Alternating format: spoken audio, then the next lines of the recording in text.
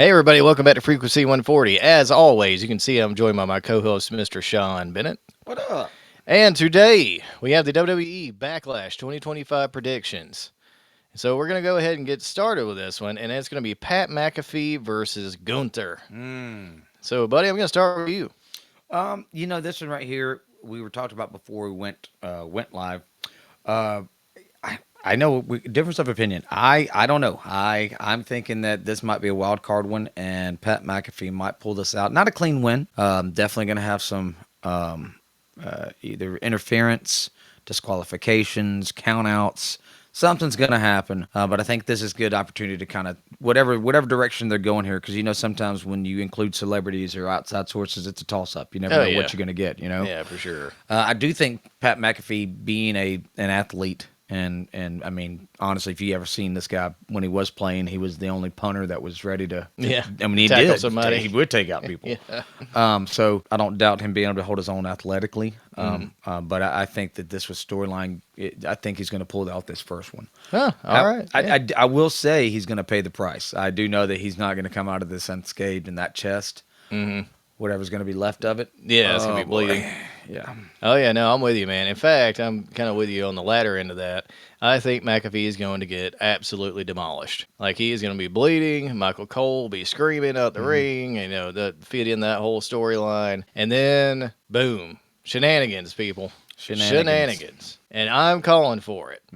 If there's ever a time for Goldberg to come back. Wow. It's this one. You're making that claim right now. Yeah, that way you got the payoff from what happened in October. Because, Right, okay. I mean, everybody's been circling that one. And now Gunther don't have a belt. Okay. So, like, you can have a match, a high marquee match with Gunther, and everybody's happy. Wow. That's a good take, Ben. I never even thought about that. That's a very good take on that one. That would be interesting. I would want to see that. I would want to see that. Yeah. I mean, why not? I mean, Gunther's you're, great. Yeah, you're right. I mean, you haven't seen, you mentioned also, we're seeing online Goldberg back claiming to be back in shape. Ready, claiming to be ready to go. Yeah. Ready to go. And I'm down with it. I mean, as long as it's competitive and it is what we anticipated it to be, I mean, and it's paced right in the sense, because just not a squash match. Yeah, I would be into that. I would be into that. Like I said though, I don't know. Just taking it back to WrestleMania and the Uso and Gunther match. Yeah, that chest. Oh my God, Uso's chest.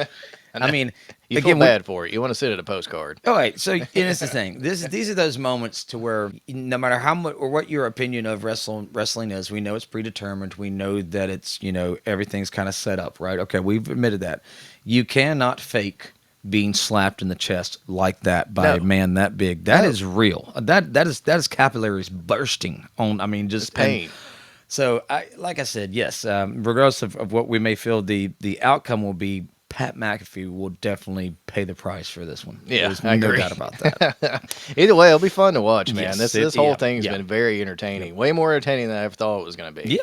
Yeah. All right, so let's see. Speaking of going back to WrestleMania, this is probably the only match on the card that actually involves a kind of a half-assed WrestleMania match or rematch. Because, I mean, on this whole entire card, there's like no WrestleMania rematches. I mean, this used to be called WrestleMania Backlash. Right. So what we got here is for the U.S. title, there's a fatal four-way between Jacob Fatu versus Drew McIntyre versus LA Knight versus Damian Priest. And honestly, I mean, I don't see Jacob Fatu losing here, man. No. I mean, it's too early. You would kill all the momentum he has. But I do think we can do something with LA Knight, though. I think we can push another rivalry. Maybe even do a rivalry with Drew McIntyre. And move Priest on somewhere. And really get a high build on him. And finally put him in that championship scene, man. Right. And, here's the thing. I'm probably going to get disagreements on this, but it's all right. For me, before I even start out, I agree with you. I don't believe Jacob's going to lose this one. But the U.S. Championship has always, for me, in my mind, been sentimental. That's a WCW belt. Oh, yeah. The United States Heavyweight Championship, that's Nikita Koloff, that's Lex Luger. Prominent names. That's Sting. That's Ravishing Rick Rude.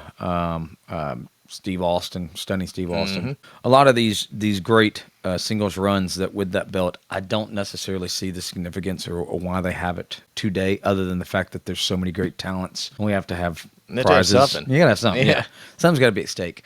But I'm with you. I don't think they're going to kill the momentum this early. I agree. I think this is an opportunity to reconfigure some feuds here.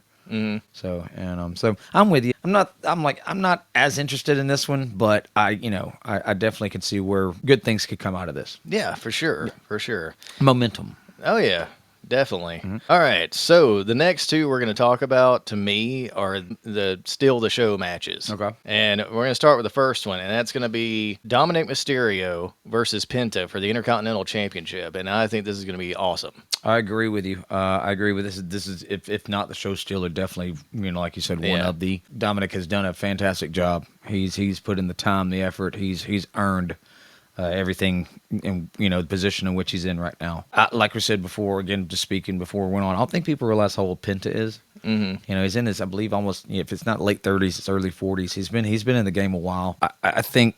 Inevitably they're gonna put some gold on him just because he deserves that. That's just the type of talent he is.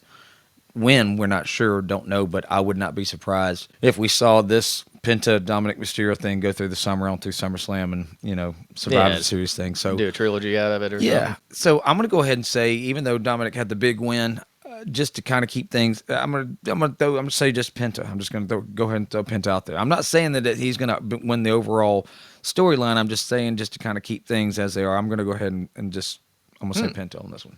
Oh, all right. Yeah, to me, I got Dominic going. The only reason why, well, actually, it's basically the same reason. I think Penta will get screwed probably somehow. Like you said, though, like I agree. I think they'll take this out to SummerSlam, and then we get the culmination of Penta actually winning some WWE gold. All right.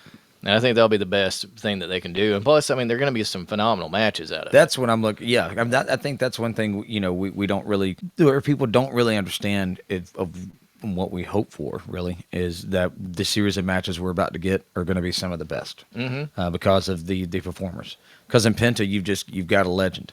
Oh, yeah. He's a veteran. He's a ring general. He knows how to control a match. He's precise. I mean, he's phenomenal. I love Penta. Dominic, right there in the blood, been raised right, trained right, obviously knows what he's doing, brought up right, can hold his own, and definitely coming into his own. Yeah, I think either way, you're right. This is going to be a show stealer, and then the series of matches we have afterwards is going to, I think, really please the fans. Yeah, I agree, man. Yeah, speaking of the Intercontinental Championship, we're going to go to the Women's Intercontinental Championship match between Lyria Valkyria versus Becky Lynch.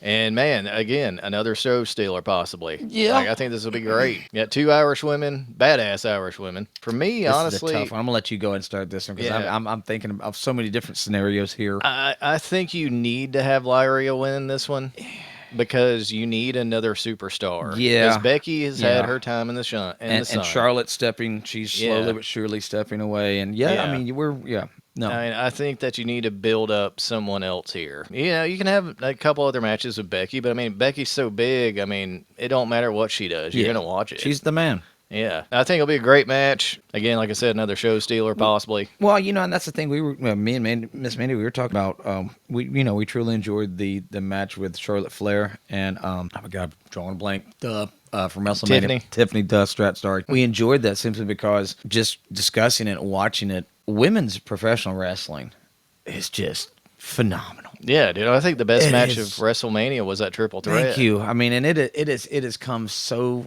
far. And that's not negating or taking away from anything that any women wrestler has done in the past. It's gone from being like that's an added attraction to being a main event. So I think you're right with that being said, and it gaining prominence.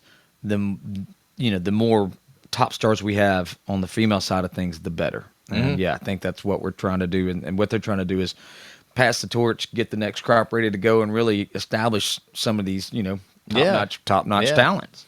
They are. I agree. I completely agree, man. So yeah, we're on to the main event, and for the 8th millionth time, we're gonna see John Cena versus Randy Orton. Now, I'm okay with it though this time, as opposed to like in 2015 or whatever the last time they fought each other. The only reason why is because John Cena's a bad guy. You got the different dynamics here. Randy Orton, for the first time ever in this series of matches, is gonna be the good guy. Or the anti-hero. Yeah, He's well, never yeah, really okay. good. Well, yeah, but I He's the mean, against bad guy John Cena, Yeah, he's that's good. true. That's true. That's true. No, you're right, man. Cena's got to win this one. It'll be against shenanigans. I know it will. I know, but I call it simply because we, like you said, we pretty much know the outcomes. But I like surprises, and I'm hoping for surprises. And it would be a surprise to see Randy Orton just kind of pull one off, just off the cuff, out of the nowhere. I mean, because you can do anything with this feud now that you want to. Obviously, Cena's going to be here for a minute, Yeah. so we can work this thing that's like you just said. How many times have they fought now? Oh God, I don't even know. But Like, I more than Macho Man Hogan, more Yeah, than Brett yeah. and Shawn. More, Yeah, and then the nostalgia effect is there. I'm pulling for Randy Orton. I don't know if he will. I think he's got a very good shot because it's Randy Orton, but I'm going for Orton on this one. All right, man. I got something to tell you though. Uh-oh. It's in St. Louis. Wow, that's Yeah. even more so. Yeah. So you know how WWE Yeah, is they don't with let you win in your hometown boys. hometown. Yeah. If you're wrestling in your hometown, you're losing. It's the truth. We speak the truth. I promise. Look it up. That's Yeah, what it is. It is rare Yep. that ever happens. Ask Bret Hart. Yeah, shit. He'll tell you what's up. Yeah. Oh yeah. Make sure you got about an hour and a half for that. Oh yeah, yeah. Love you, Brett. Love you, Bret.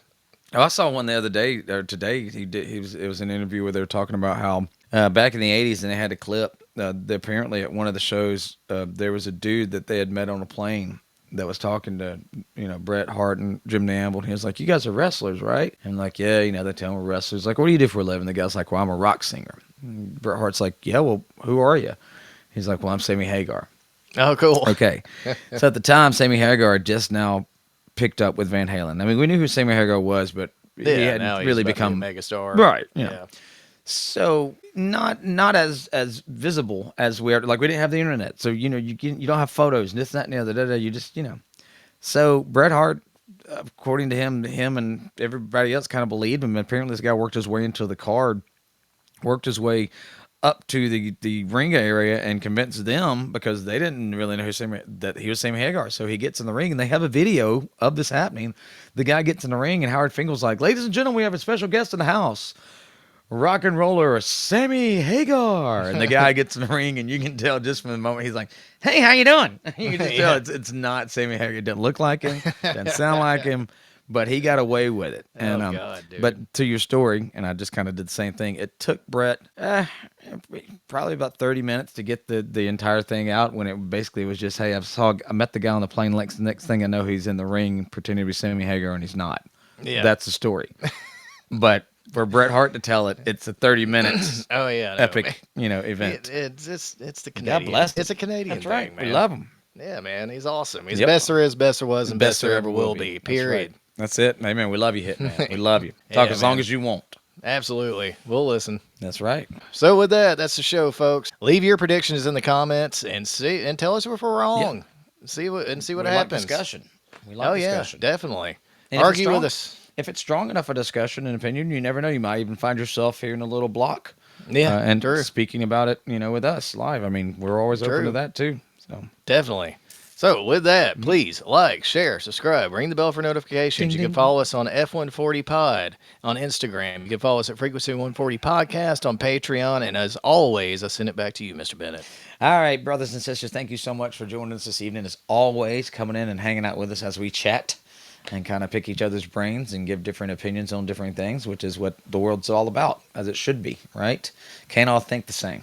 But one thing we can do, right? Geeks, freaks, nerds unite. Let's take over the world. Peace. See ya.